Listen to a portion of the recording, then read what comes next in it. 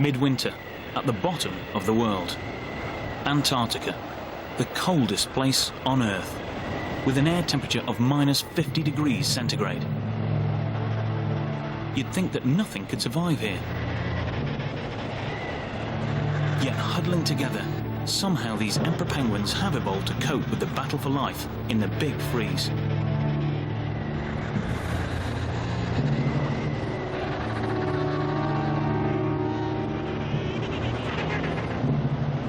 But cold is not the penguin's biggest enemy. This is.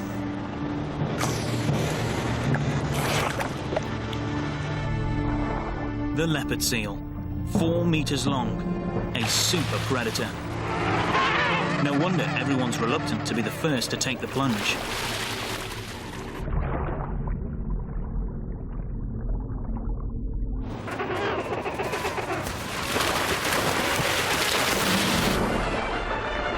Penguin and seal have a relationship forged over millions of years, that of predator and prey.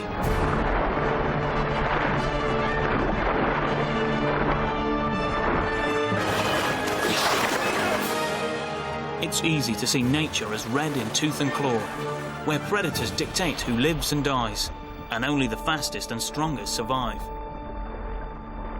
But the truth is, predators and prey are just part of life's story. Our world is made up of a vast network of different relationships. Animals, including us, have to find mates, look after families, and keep up with their neighbours. And all these relationships affect how we look and behave.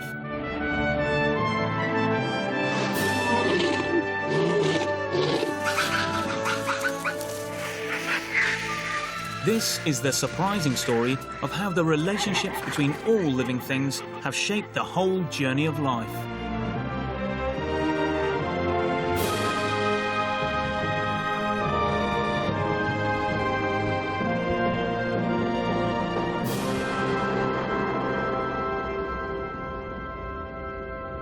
Life on Earth wasn't always as complicated as it is today.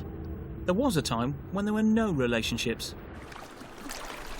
There was no violence, practically no competition, and no sex.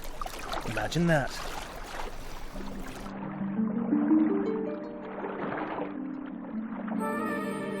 "3 billion years ago, the pinnacle of evolution was these strange lumps on the ocean floor, stromatolites, made up of ancient algae.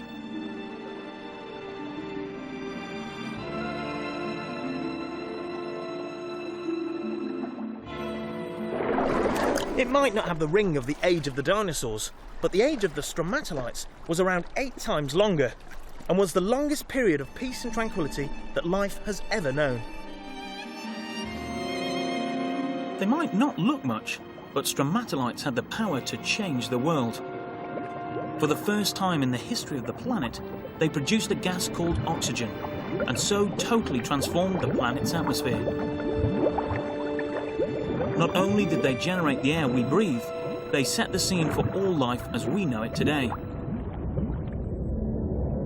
Because of them, a brand new type of cell evolved, perhaps the most important life has ever known. These revolutionary oxygen-fueled cells spawned our ancestors. But they were 20 times more energetic than the older models, and some then discovered that the quickest way to get the extra energy they needed was to steal it, by engulfing other cells. A new force was unleashed, the predator.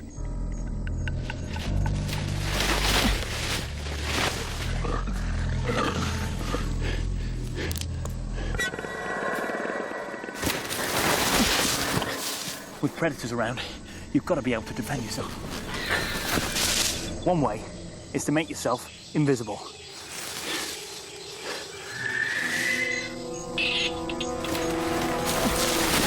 Armor's good too. Good solid protection. Staying alert can mean the difference between life and death.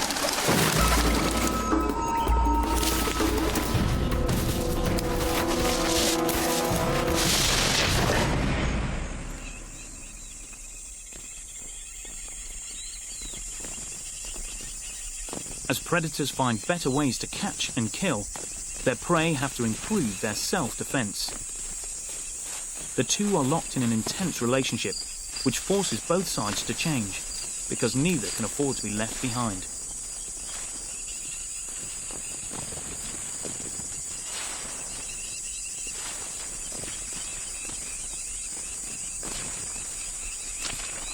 Nature selects only the winner's genes. The losers will disappear.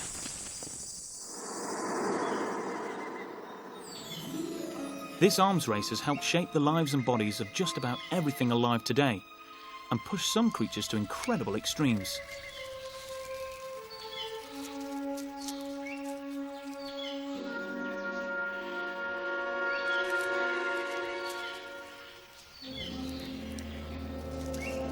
This cricket might think it's on a flower, but it's actually a mantis that's evolved to look just like an orchid. Beauty turns out to be a beast.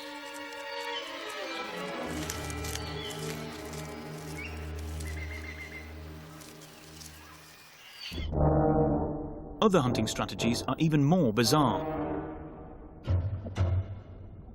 Over millennia, the snapping turtle's efforts to reel in a fish have turned its tongue into a juicy worm.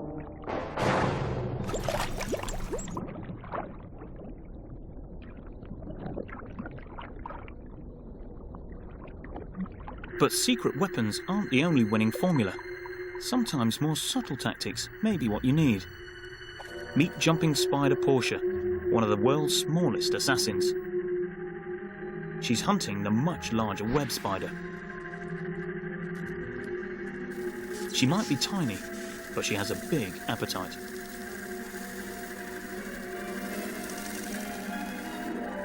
Her first direct approach alerts her target, who just shakes the web and forces Portia to retreat. But Portia has evolved a plan B, a maneuver straight out of Mission Impossible.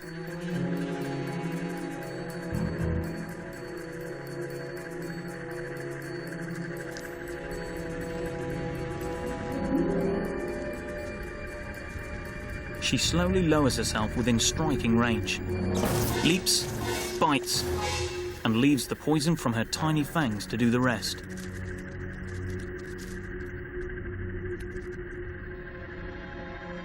This time it isn't size or secrecy that counts, but strategy.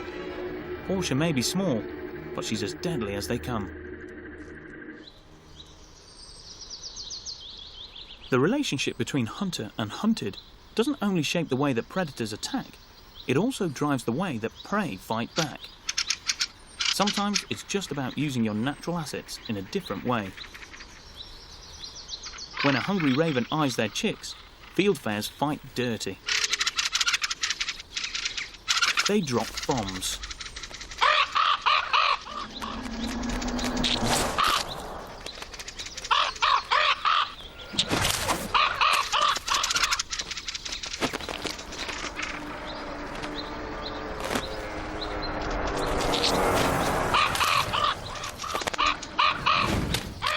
A dirty trick, but hey, it works. The only problem with an evolutionary arms race is that we don't see it develop. All we see is the end result. But there are rare exceptions, like the story of the passion flower. Like other prey species, they're evolving to protect themselves. But what makes them unique is that you can pretty much watch them doing it.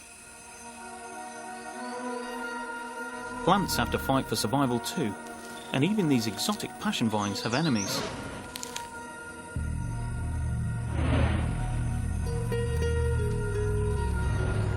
At home in tropical America, they're under constant attack from lethal predators that lurk deep in the jungle.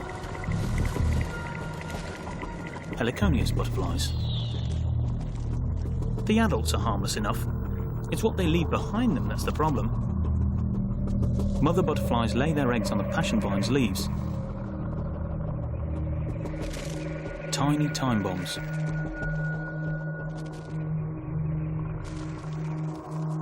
Which soon hatch out into very hungry caterpillars.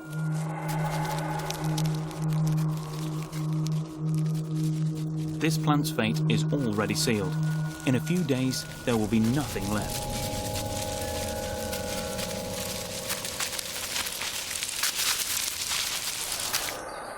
If a passion vine already has a batch of eggs installed, it's pointless to lay more.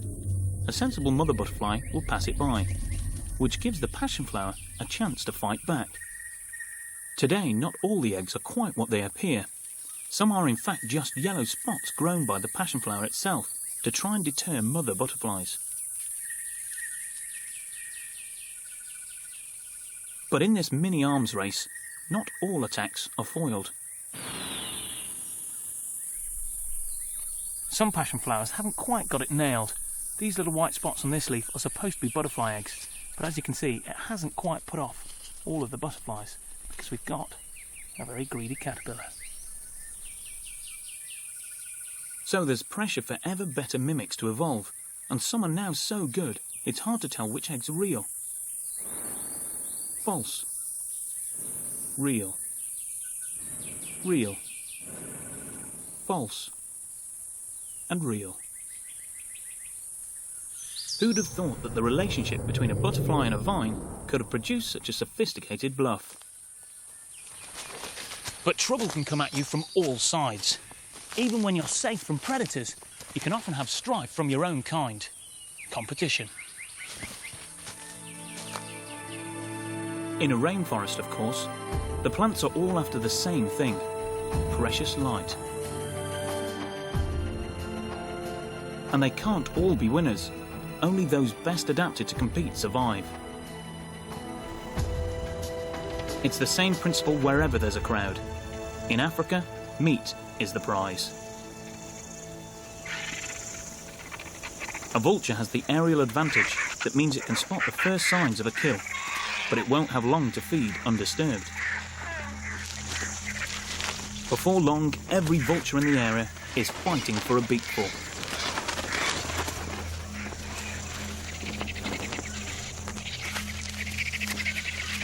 At this buffet, now only the toughest get to eat. Lappet-faced vultures are the biggest bully boys of all. They knock the smaller griffins flying.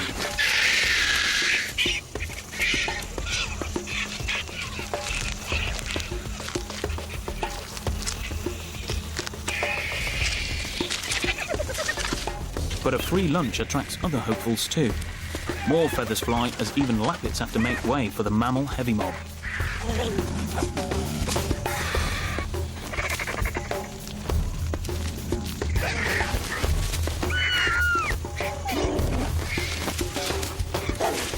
Like predators and prey, this kind of competition is a real force to be reckoned with. Another influence on evolution which selects only the toughest to survive.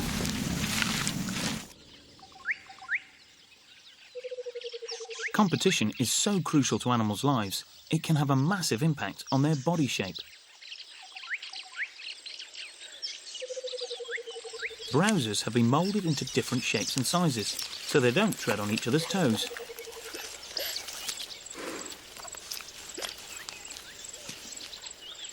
Tiny dik-diks can nibble around the thorny lower branches in a way no bigger animals can, so they don't need to reach higher than a couple of feet.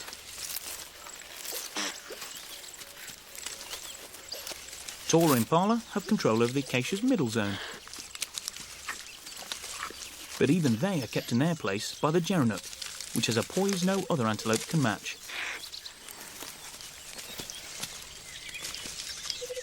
Gerenuks look more like ballet dancers than gazelles. They even balance on their points. Their specially adapted hips and spines enable them to swivel vertically and stand tiptoe on their hind legs.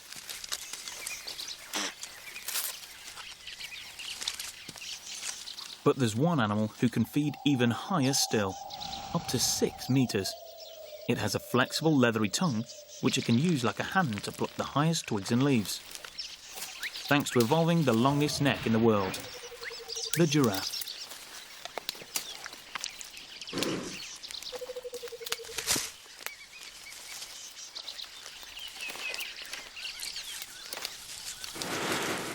So competition hasn't just pushed animals into developing different eating habits, it's helped create entirely different species that can live together in harmony.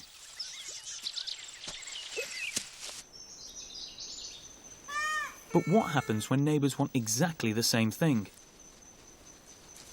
Ring-tailed lemurs live in troops on the island of Madagascar. Each group needs their own territory to survive, for shelter, food, and a safe place to rear their babies. But they're often under threat from other lemur gangs, who'll steal the whole thing if they can.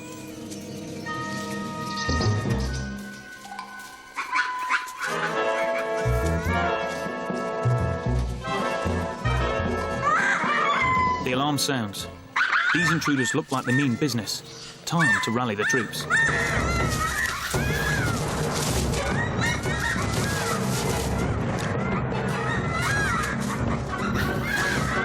Lemur society is run by females, so it's they who lead the band into the fray. Soldiers with babies on their backs.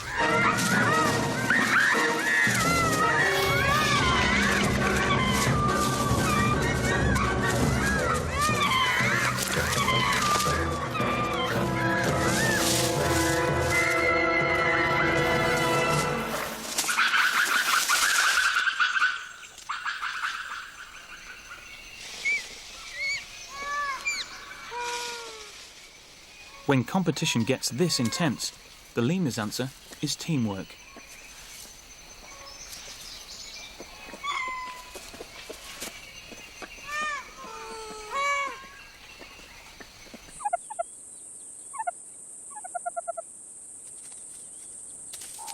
Once animals are driven to work together, the close relationships which evolve can open up a whole new way of life. Meerkats are high on the menu for many predators, so they need to work together to protect themselves.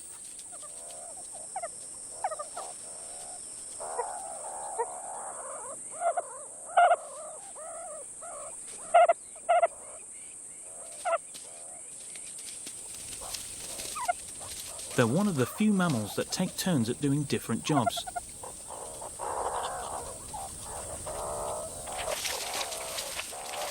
While the rest of the family starts digging for breakfast, one member stands guard, looking out for predators. The others can carry on feeding safe in the knowledge that someone is watching their backs.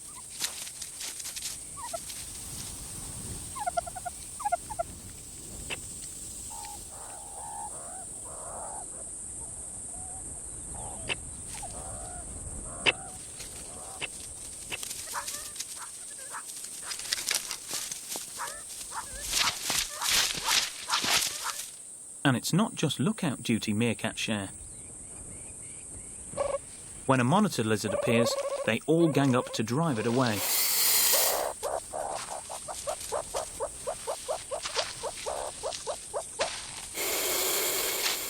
En masse, these little creatures make a formidable force.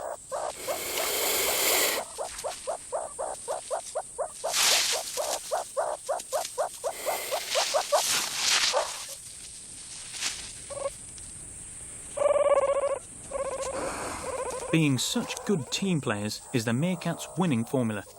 It's all for one, and one for all. It's easy to see why we'd help our own relations, but some animals cooperate with different species. How could that evolve?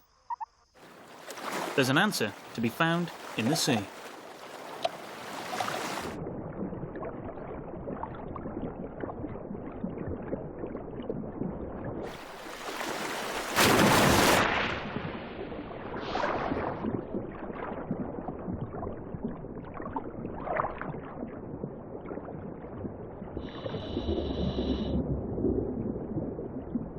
A coral reef like this is a natural metropolis, where everyone is trying to get on and make their own way. It's full of opportunities, deals to be struck. Some enterprising characters are cleaning up. It turns out there's a market niche for professional groomers.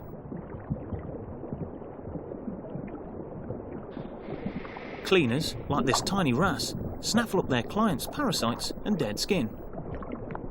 They set up their own cleaning stations. Customers come from far and wide for dental hygiene or a gill wash. In return, the cleaner gets a meal.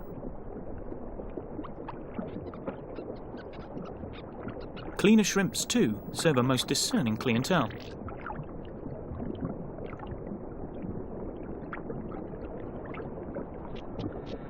Fish are smarter than you might think.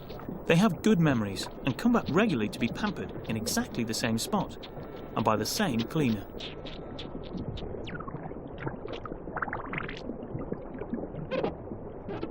The coral crowd soon learns which are the top salons, boasting the most talented staff.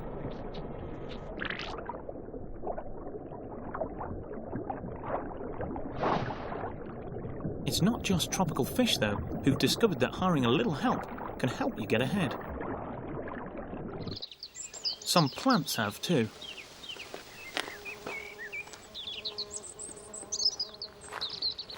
This garden only exists because of an ancient alliance between insects and plants. It's a real match made in heaven, as it's produced some of the most beautiful of all living things: flowers.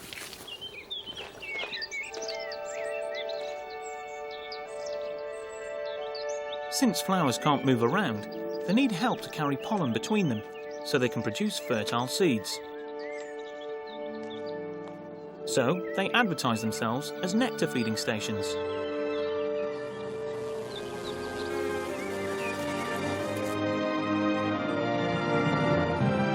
As the insects feed, they get an extra takeaway of pollen.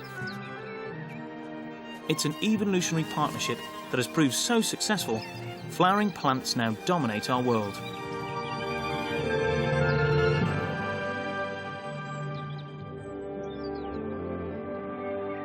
To guarantee delivery, some flowers have developed an exclusive contract with their pollinators. Orchids, the royal family of flowers, can be very demanding indeed.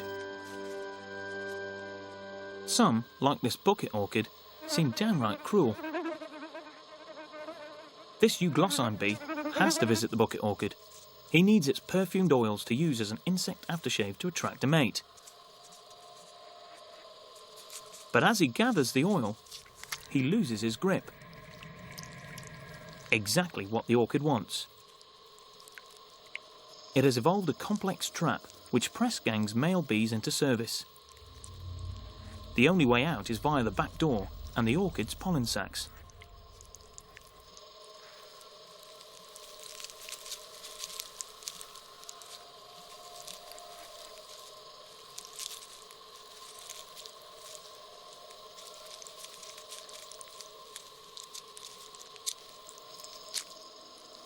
The pollen sticks to the delivery bee's back.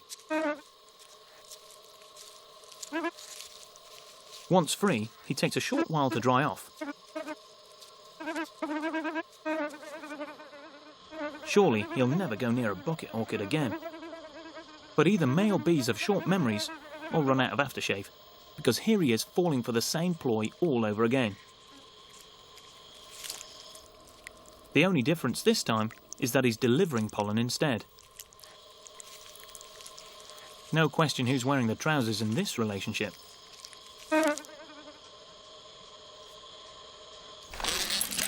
Although the bond between flowers and insects has extraordinarily beautiful results, plants also depend on an invisible partnership, which is even more important. Because without it, most of them wouldn't even exist at all. They need it to grow. And some plants, like these guys here, grow very big indeed. Californian redwoods are the tallest trees in the world. They can live for more than 2,000 years and grow more than 300 feet tall. These giants might be some of the largest of all living things, but they rely on the tiniest of partners. Partners so small that they're almost invisible. And if I'm to stand a chance of getting to see them at all, I've got to go all the way back down there.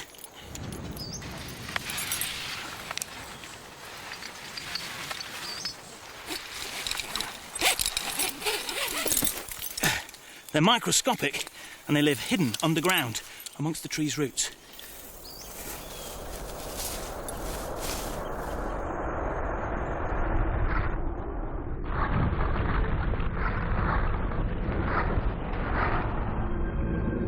These secret partners turn out to be fungi. They penetrate the tree's roots, then stretch out through the soil as a network of tiny threads. The giant trees can't get enough water and nutrients on their own, but the fungal network can. Its massive surface area sucks up the fluid and minerals the trees need, and then transports them back up to their roots. And what do the trees do for the fungi in return? Just feed them sugars from their leaves. Not a bad deal. 90% of all plants live with fungal partners, from the redwoods to the rainforests. It's a 400 million year old marriage. It's possible that without it, plants might never have been able to colonize the land. And without all this green stuff, where would all we animals be?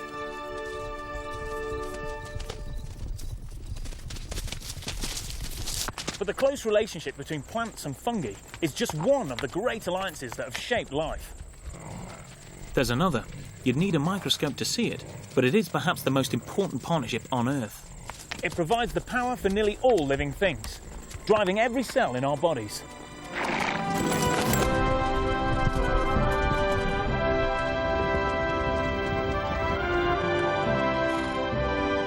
And it's what gives animals their energy.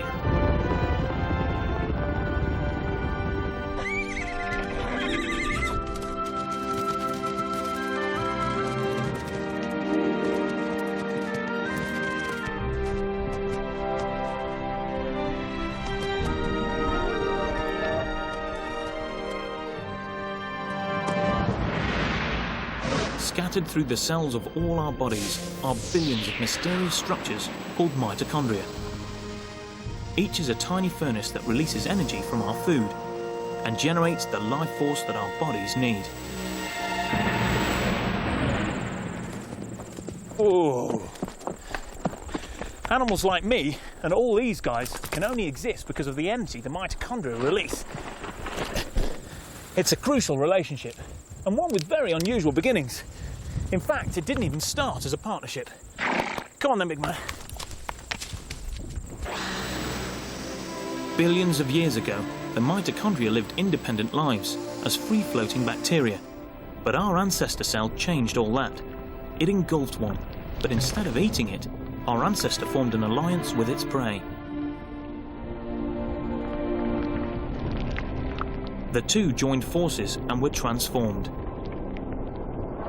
The bacteria became a mitochondrion, and together they created a new type of hybrid supercell. A supercell which was the basic building block for almost everything alive today. So could this mean that it is cooperation and not conflict which is actually the strongest force in evolution? Is the fight for life more the embrace of life? It's a lovely idea.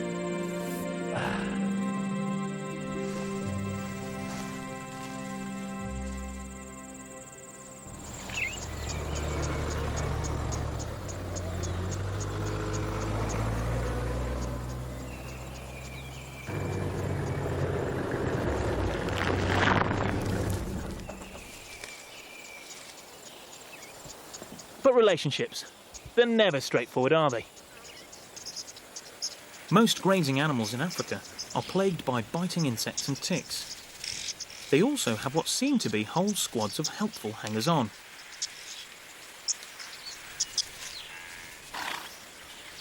Oxpeckers, insect-eating birds who reach the parts the animals themselves can't.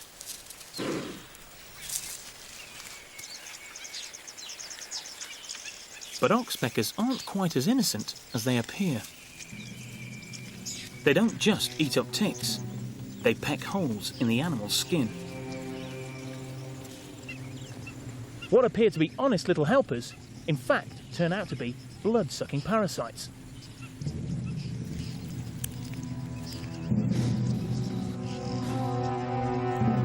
A way of life which, rather horrifyingly, is far more common than you might expect.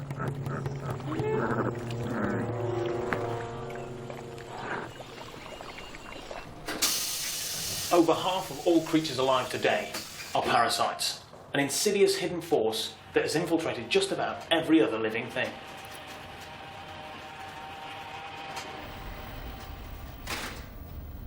The Natural History Museum in London has one of the largest collections of biological specimens in the world, including some particularly gruesome parasites, all now thankfully pickled in alcohol.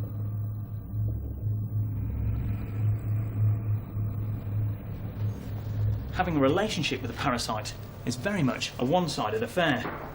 This might look like pasta, but it is in fact a tapeworm from a killer whale. Its natural home is inside the intestine of the whale, robbing it of its food. They can grow to 60 feet in length. Imagine that inside your gut. Which is perfectly possible. This tapeworm can take up residence in humans too.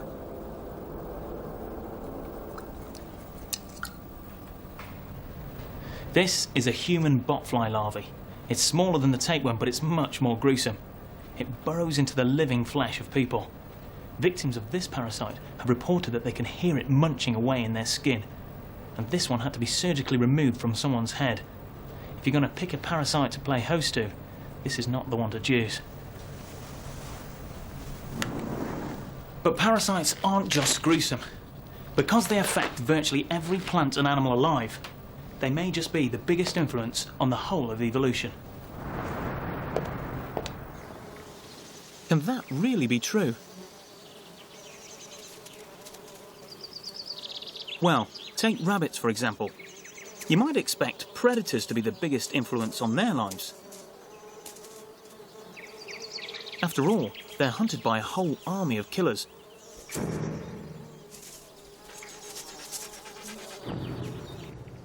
But with predators, they can at least run away. Rabbits face another threat, which they can't see, smell, or hear. Each rabbit is infested with thousands of fleas, ticks, and minuscule mites, which may be small, but pack a powerful bite. These tiny bloodsuckers sap the rabbit's strength, but within them, they carry an even deadlier threat. These little wild baby rabbits have been abandoned by their mother. But they've been very fortunate because they've been adopted by a human. Not only has this meant that they've escaped predation, but they've also been saved from the biggest rabbit killer, the myxomatosis virus.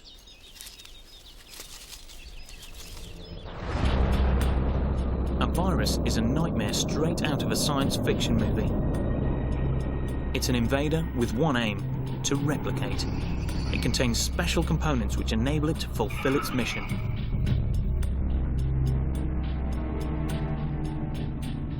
A potential victim, the outer surface of a body cell. On first contact, the virus docks and merges with the cell membrane.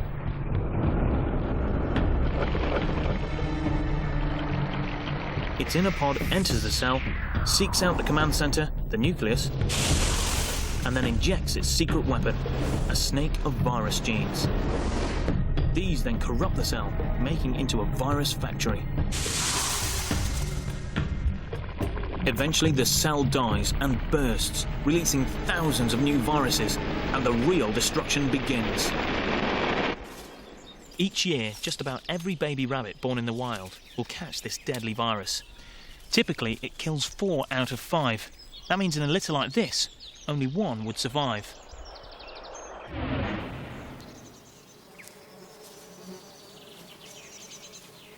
Viruses are a truly fearsome evolutionary selection force, far more deadly than predators or competition.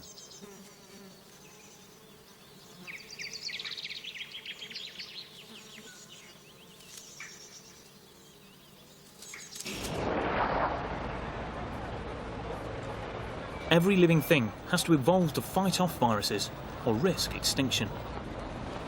I'm talking about warfare on a cellular level, which affects all species alive, including us.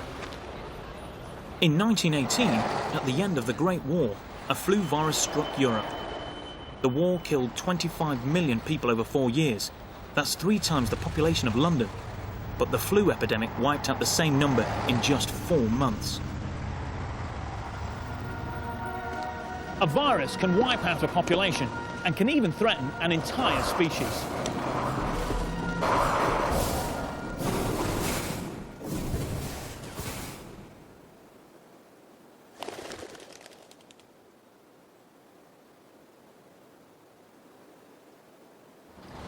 So against such a powerful enemy, how can anything possibly fight back? Well, the answer just happens to be a major obsession for a good many species on this planet, including ourselves.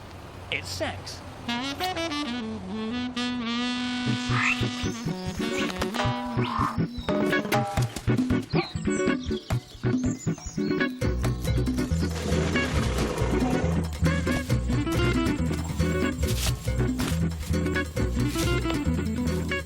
How can sexual relationships have anything to do with the fight against parasites? Surely sex is just a matter of reproduction.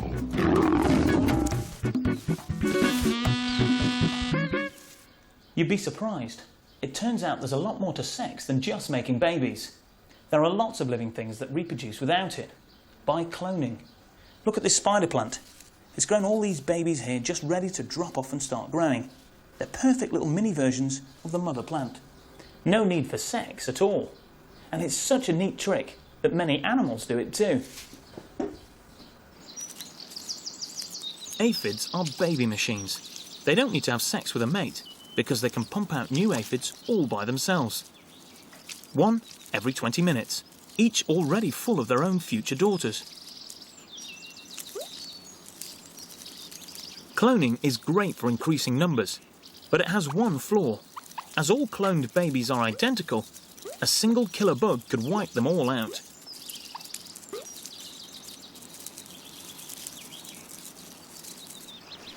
The key thing sex does is create variety. It's like me and you. We're both basically the same, but we are subtly different. We're individuals. It's a pattern that's repeated for all kinds of different animals, from people to puppies. Like these little bull terrier puppies here. Ah, yes! Even within one mating, you get incredible diversity, as you can see in this litter. They all have the same mum and dad, so how come they're so different? It's all to do with the secret magic of sex. During sexual reproduction, the genetic material is reshuffled. Every sperm and egg is unique. So when the two join together to make a puppy, every puppy is born unique too. They all look different, but what's critical in the fight against parasites are the differences you can't see. These puppies' bodies are unique on the inside too. Yes. Well, this one might be more resistant to parvovirus than the rest of them. Yes. And this one might be more resistant to distemper virus. And it's the same for you and me, with human diseases too. Whoa, whoa. Yes, there you go. Resistant individuals have cell membranes which lock the killer virus out, so its lethal life cycle can't get started. This is why sex is so crucial. Because we're all born so different, we each present a different challenge to the parasites, increasing our chances of survival. It's like genetic roulette, with every new generation keeping the killer bugs guessing. No wonder animals are so desperate to have sex. It's evolution's way of future-proofing new generations.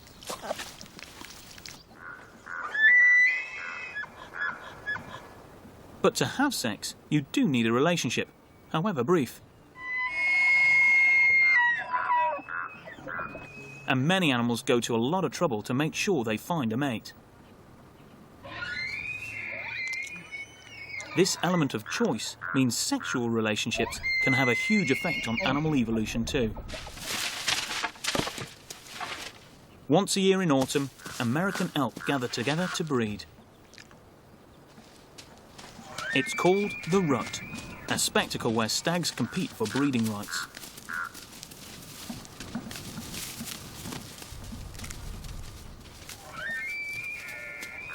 This rut is played out in a most unusual location. In the mammoth area of Yellowstone National Park, manicured lawns like this attract the herds in, right into the centre of Yellowstone Village itself. Here humans get a ringside seat.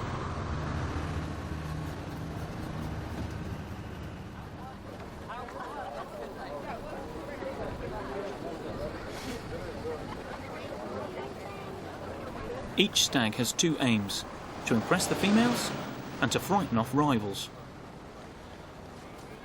Although the males are much bigger and more dominant, it's the females who really run this show.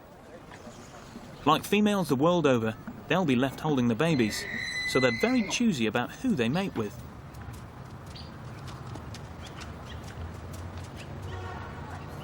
Only the real studs with the most impressive antlers and fighting ability will do, which forces the males to prove themselves.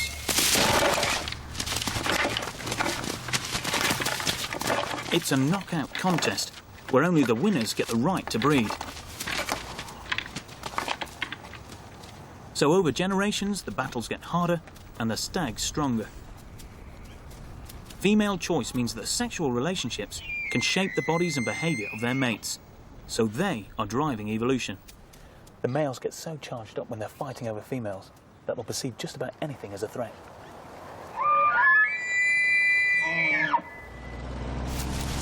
The overwhelming urge to win and pass on their genes can push the stags right over the edge.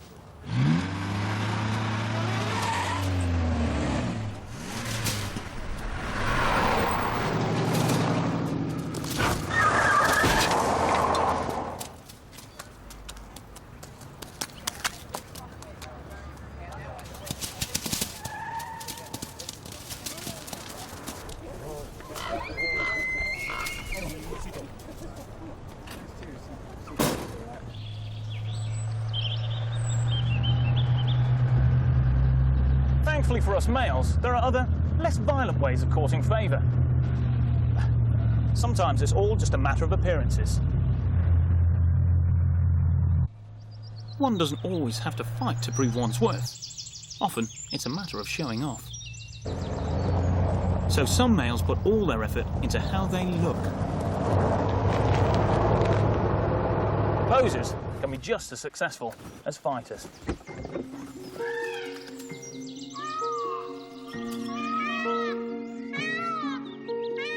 Instead of proving their worth on the battleground, these peacock males flaunt fancy dress instead.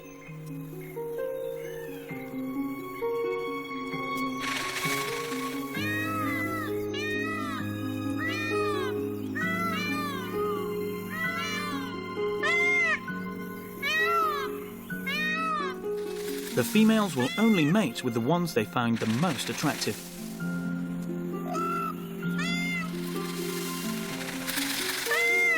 But does all this ostentation and display actually mean anything? How can a female be sure she's going to have good, strong, healthy babies? Are good looks all they're cracked up to be?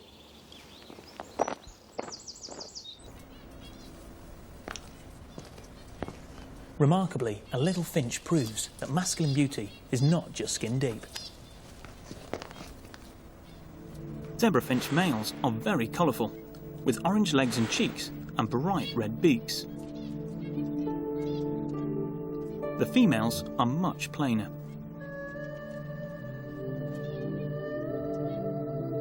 So why are the males so colourful? Let's try a little experiment. The male's red legs and beaks are full of colour pigments called carotenoids, found naturally in fruits, seeds, and carrots. So here I'm going to feed half the males a diet high in carotenoids to make them redder.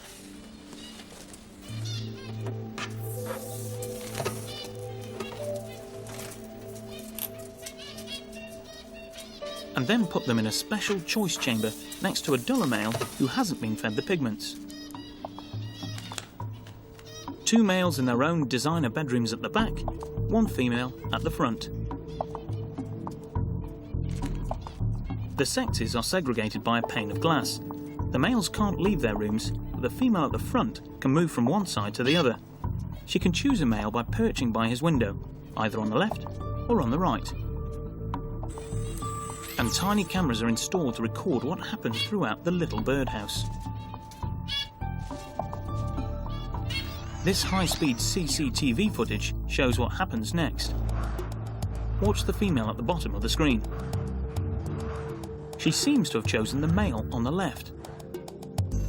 And the camera in his bedroom shows she spends most of her time with him. While another camera reveals the other guy is ignored. And who do you think is the most popular? The male with the redder beak. In fact, in these tests, 9 out of 10 females preferred him. But why would they fancy the most colourful male? Well, the same red pigments not only make the male look good, they help his body fight diseases too.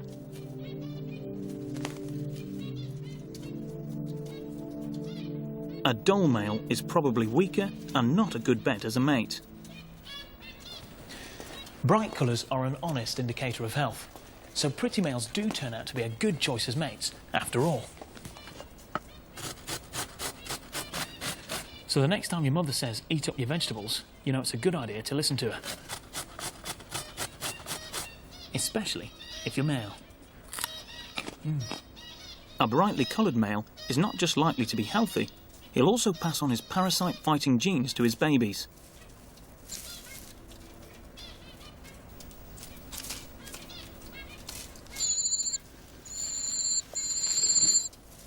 So it pays for a girl to demand the best. And this male zebrafinch has passed his medical with flying colours. But there's an extra twist. Researchers now think that girl power can even create new species. But how? Well, this guy can give us a clue.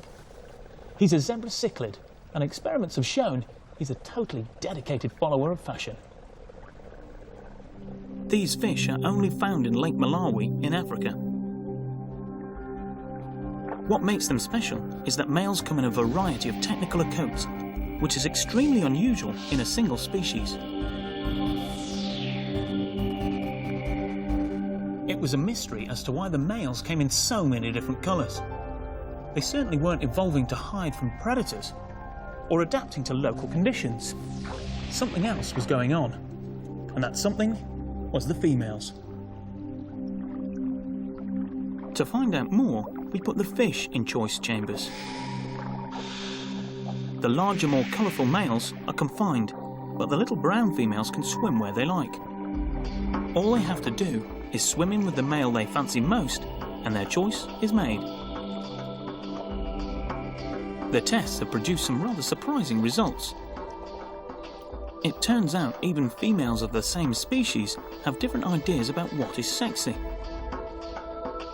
Some prefer white males, some yellow, others blotchy, and so on. Which explains why zebras' cichlid males come in so many different colours.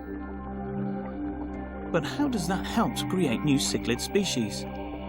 Well, this is where the girl power bit kicks in. If a group of females gang together and decide that one colour is now highly desirable, they'll only mate with those particular males. This preference is passed on to their daughters. Over generations, an entirely separate breeding group is formed, and eventually a new type of cichlid.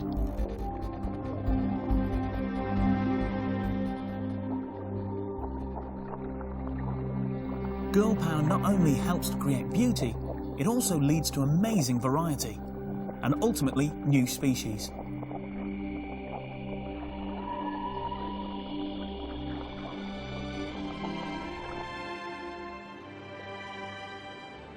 Lake Malawi and the other African Great Lakes started out with just a handful of cichlid species.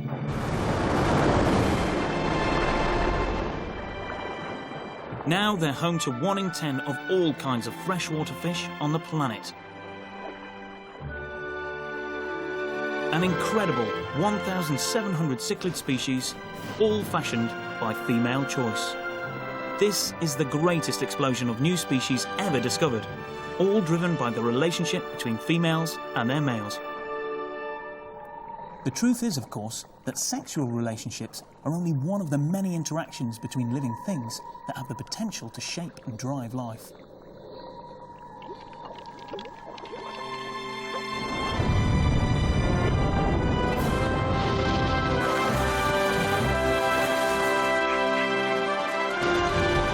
Whether with families and friends, competitors or enemies, living together isn't always easy. But relationships have been a massive force for change throughout the whole journey of life.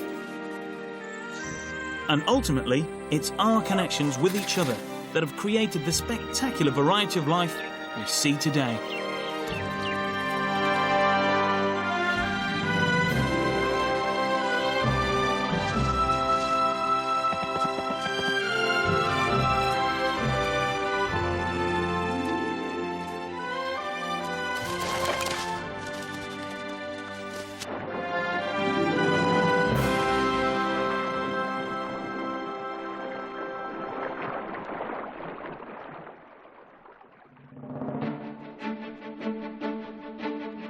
Next week on The Journey of Life, I'm going to retrace our 5 million year journey from ape to human and discover how we very nearly didn't make it.